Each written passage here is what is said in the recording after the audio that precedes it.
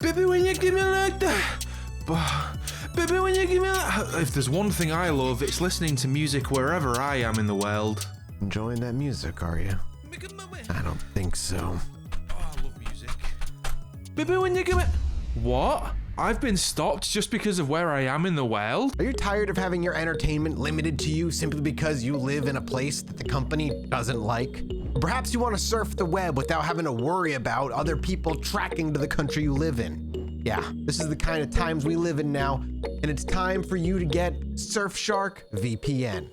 Big thanks to Surfshark for sponsoring today's Judge Mathis. And if you don't know what Surfshark is, it's fast and easy to use as you connect to the server that offers the best speed by default, jam-packed with features that go way beyond the basics.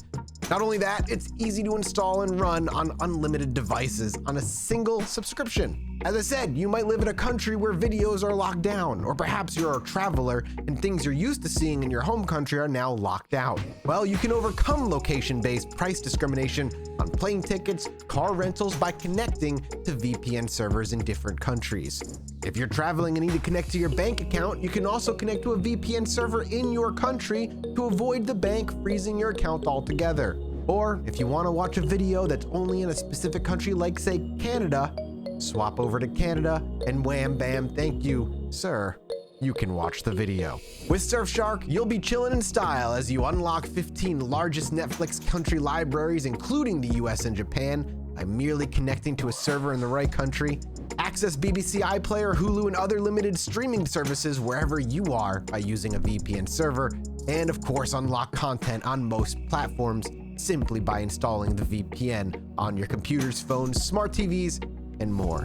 People at Surfshark care about security so much they created a VPN app that secures your data with industry-leading measures, provides IP and DNS leak protection, and maintains a strict no-logs policy. And you can get your Surfshark VPN subscription right now at surfshark.deals/Mathis and enter promo code Mathis for 83% off and 3 extra months totally free. That's dang right, baby. All for you. All for you. Surfshark.deals/Mathis, promo code Mathis, 83% off and 3 extra months free. Now, on to the show. What are the best games to have on the Quest 2 right now? Let's find out.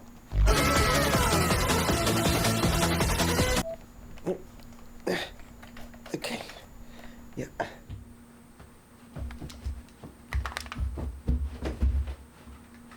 Good.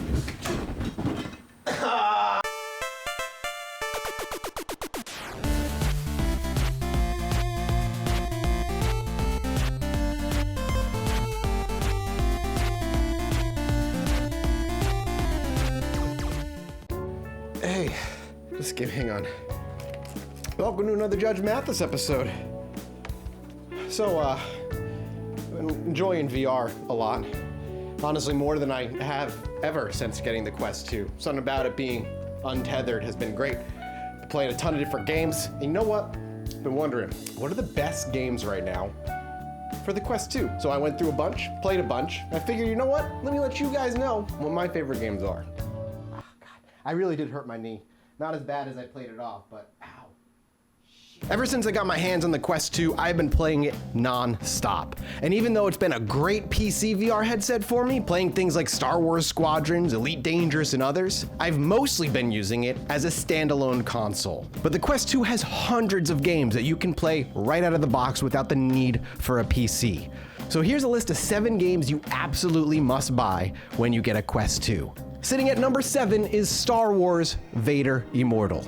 In Star Wars Vader Immortal, you take on the role of a nameless smuggler on the way back from their latest heist, only to get ripped out of hyperspace over Mustafar and slowly guided down into Vader's palace, where there, Vader wishes to meet face-to-face with you. You may wonder why I have brought you here. And from that moment on, the winds of the Force and fate sweep you up and take you on an awesome Star Wars story. And the only reason this game sits at the bottom of my list is because it's more of a 3D Star Wars VR experience than a game. And what I mean by that, it's very narrow. Going from place to place, participating in little mini games here and there, but overall just being guided and immersed in the Star Wars world. You'll be using force powers, wielding a lightsaber, shooting a blaster, and of course, hacking all manner of things. It is Star Wars after all. And by the end of it all, when I took off the headset, I felt like I had one of the coolest Star Wars stories told personally to me in a long, long time. Taking the spot of number 6 is Tetris Effect. Now this game's actually been out since 2018, but if you're a fan of Tetris or any puzzle game, this is a must own. Well, it's certainly the basics of the Tetris game you're all familiar with. It's taken on a bit of a life of its own here in Tetris Effect in VR. It's much more of a musical, rhythmic experience, one that desperately tries to draw all sorts of emotions from you, the player, while incredible visuals pop up and fly by. From feeling like you're underwater to being out in space, all of it is there to make you feel something. I know it sounds kind of strange, but even Tetris Effect's journey mode states that this is for those who are looking to go on a journey, to feel. It sounds corny, and I can't sit here and do it justice. Honestly, the visuals are simply going to make it look like Tetris with some pulsating colors. But when you're in VR, and the music is pumping into your ears as you line up your next Tetris, and the lines clear to the beat of the music and sweep you away to the next level, there's just something magical about it. At number 5, Beat Saber. Now, I didn't pick up Beat Saber for the Quest 2. I actually already own it on the PC and have been playing it there for a while, so the footage you're seeing here is captured by somebody else entirely. But Beat Saber, if you haven't played it, is quite simply DDR with lightsabers. Swiping away at these squares in the rhythm of the beat, getting faster and more difficult with each passing level, and ending it with just squeaking out a victory, and then you take a breath and realize how soaking wet and sweat you are because you are an out-of-shape nerd who sits in front of your computer all day long. Well, Beat Saber's there to remind you you're out of shape. And recently, Beat Saber got a free update that included multiplayer. So if you wanted to play Beat Saber with your friends before, now's the time to jump back in. And if you have a Quest 2 and are curious if the tracking works fine, while I haven't personally tried it, every review I have seen for Beat Saber on the Quest 2 says there is no noticeable difference in any of the tracking and it works perfectly fine. If you haven't played Beat Saber before and the Quest 2 is your first headset, I highly recommend you check out this awesome rhythm game. So I think at number 4, I'm gonna put The Room VR, A Dark Matter. If you watched my review on the Quest 2, you saw a little bit of footage, but here's a little bit of later game footage. It's quite simply an escape the room game. You're a detective in old-timey London trying to solve this mystery that has consumed and made doctors, priests, and archaeologists all disappear. While the plot is certainly intriguing and mysterious, it's all of the puzzles in 3D that have me hooked. There's something about being there, in the room, moving the levers, exploring every corner, nook, and cranny, looking for any clue that you can get your hands on. And when you finally figure out the answer to that puzzle that's been troubling you for hours, and you are able to move the plot forward, and the room darkens, things get creepy, voices begin to whisper into your ear, and dark figures in the distance begin to move. Now that's an experience that nothing can compare to. Unless you're in VR. Red Matter takes the next spot. Another puzzle game where you take on the role of a secret US agent sent to one of the moons around Saturn, where an abandoned Cold War Russian base sits. All those who are on it have disappeared, and you are the only one left to explore the dangerous remnants of this abandoned base. What happened to all the people there? What is this red matter? And why do you keep having visions of somebody in a spacesuit creeping around corners and watching you from a distance? Pinpoint where the research was carried out. That's where you must go next. Perhaps the best looking Quest 2 game I have played so far. Each room oozes with atmosphere. The audio design sells the fact that you're there with the creaking of metals and the clunking of heavy objects. And while the game may not be jump scare scary, Red Matter has absolutely mastered the atmosphere of creepy. I'd be lying if I didn't say I turned around occasionally, scared to what might be back there. and even taken in surprise by what I see. But I can't help but want more and dive deeper into this base and find out what happened. Please, I can't. I take no more. At number 2, I'm going to put The Walking Dead, Sinners and Saints.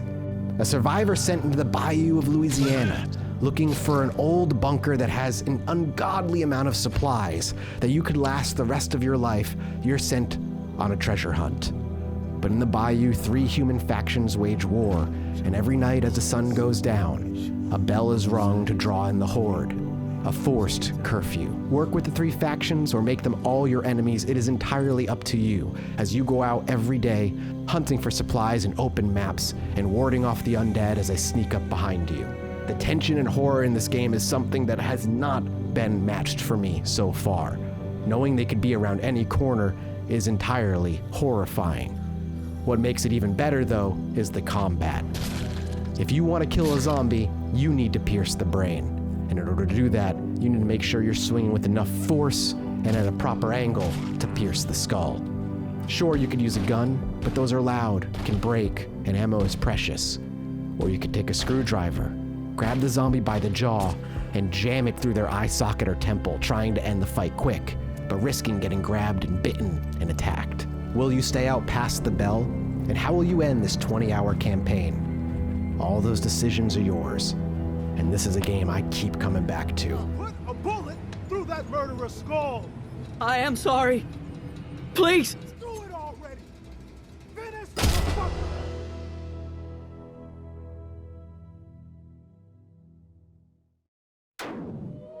But the number 1 game that you should absolutely own on the Quest 2, and to be honest with any VR headset out there, easily goes to Super Hot VR. If you played Super Hot on the PC, you already know how this game works. The world only moves when you do. But when you take that and turn it into a VR experience, it's the closest I've ever felt to being John Wick. Now, I've played the whole thing on my PC's VR setup already, so I didn't again pick it up on the Quest 2. But it is the same experience no matter what you play it on. And if you ended up getting a Quest 2 after it came out, you must play Super Hot VR.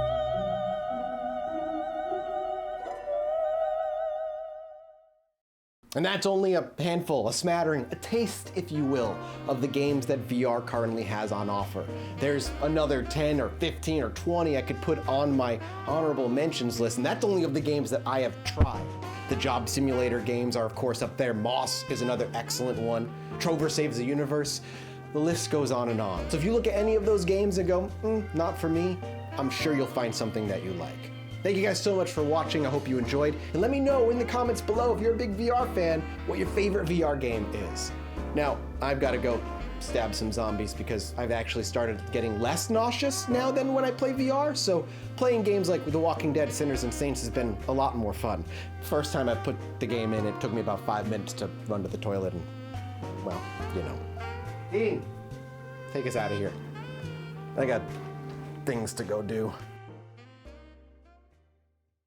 Oh, God!